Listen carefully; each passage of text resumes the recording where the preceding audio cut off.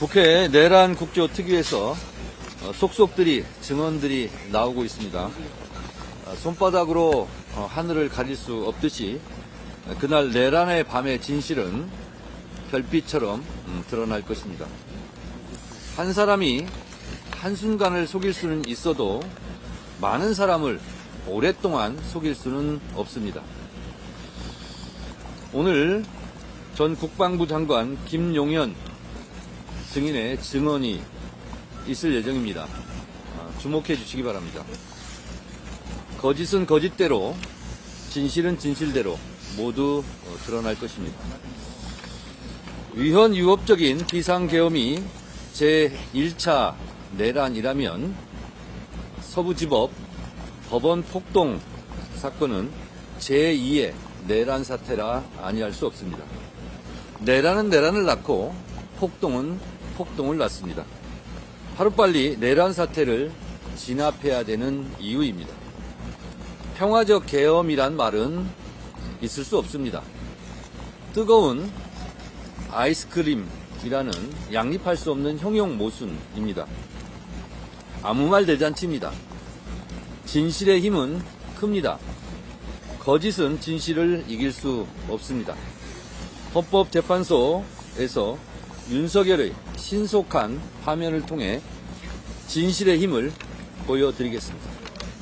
윤 대통령 측에서 주장하는 부정선거 의혹에 대해서 어떻게 좀 생각하시는지 한 말씀 부탁드릴게요. 그것은 지난번에도 아마 오늘도 관련된 진술이 나올 수 있는데 여러분들께서 잘 취재해 주시기 바랍니다. 최근 민주당 지지율이 좀 떨어지고 있다 이런 얘기 나오는데 어떻게? 그건 오늘 제가 드릴 말씀은 아닌 것 같습니다. 오늘 이재명 대표께서 다 말씀하셨기 때문에 그걸로 가름하겠습니다. 그다음에 제가 우리 말씀을 드리겠습니다.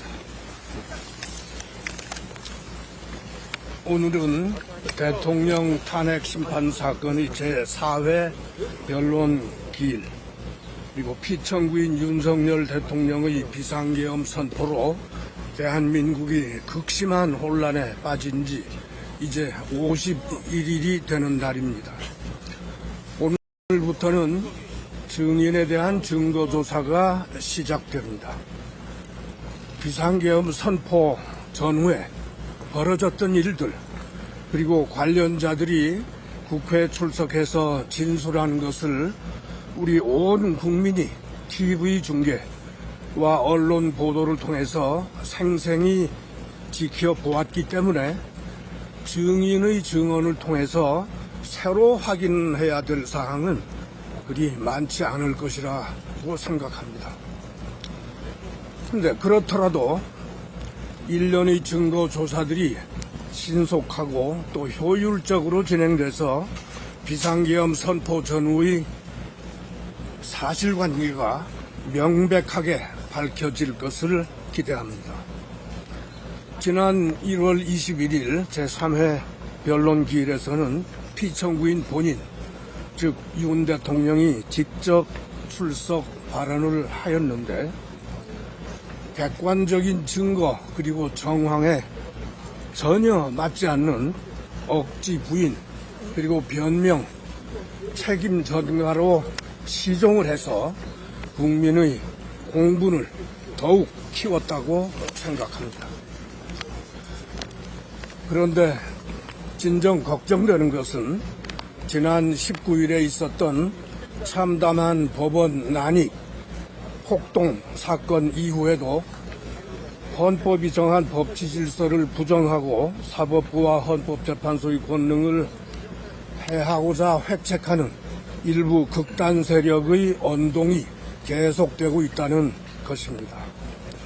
그들은 시대착오적 비상계엄 선포를 옹호하고 그에 대한 헌법적 대응으로서의 수사나 재판, 탄핵 심판 등 사법적 절차를 오히려 불법 무효라고 주장하면서 헌법기관에 대한 공격을 버젓이 부추기고 있습니다. 이는 대한민국의 법치주의 질서, 법 제도에 대한 공격이고 그것은 결국 대한민국이라는 우리 공동체 그 자체에 대한 공격이라고 생각합니다. 이러한 행위는 여당과 야당 그리고 보수와 진보를 가리지 않고 절대로 용납해서는 아니 됩니다. 따라서 피청구인과 그 주변 인사들에게 일부 지지 세력을 부추겨서 분열과 갈등을 조장하는 행동을 즉각 중단하고 책임 있는 자세로 탄핵 심판에 임할 것을 촉구합니다. 우리 탄핵소추 대리인단은 현재의 혼란상을 조속히 해소하기 위해서 탄핵 심판의 차질 없는 진행 그리고 신속한 탄핵 결정이 이루어질 수 있도록 모든 노력을 다하겠습니다. 국민 여러분의 지지와 관심, 성원을 부탁드립니다. 국회 측에서는 추가 증인 신청 좀 어떻게 검토하고 계실까요? 그래서 법정 진행에서 오늘 다 밝혀질 겁니다. 예. 그 지난번에 먼저 말씀을 네.